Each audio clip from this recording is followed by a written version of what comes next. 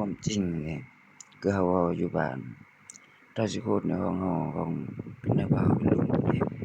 ว่าเป็นเกยก็คือกันแบบเขาแปลคืออีลุงสิสุกดาวเรืองผู้ติดคุกอะนะ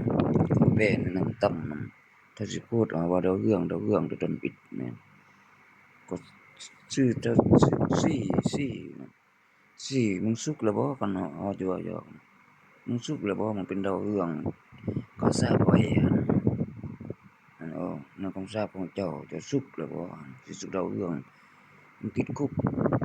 ว่าบ่รู้สึกหายโตแม่งอยู่ไทยน่ะบ่คนมีชื่อเสียงมีสิสุกดาวเรืองมีศาสนาแก้วพกพาหั้น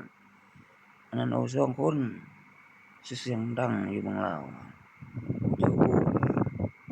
เพราะว่าเฮาแต่กี้ตอนน้อยๆน่ะเขาเอิ้นน้าบ่าวก็คือขนาดผู้ใหญ่น่ะ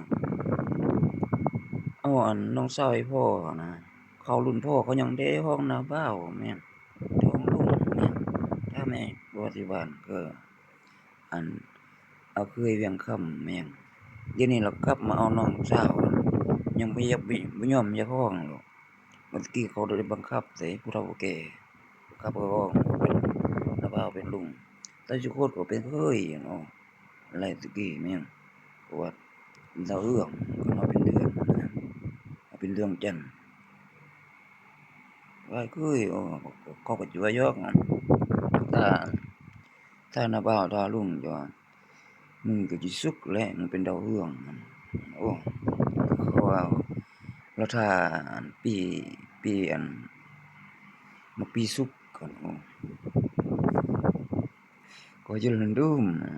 pi nó tha có đàn pi một pi xúc còn nữa ô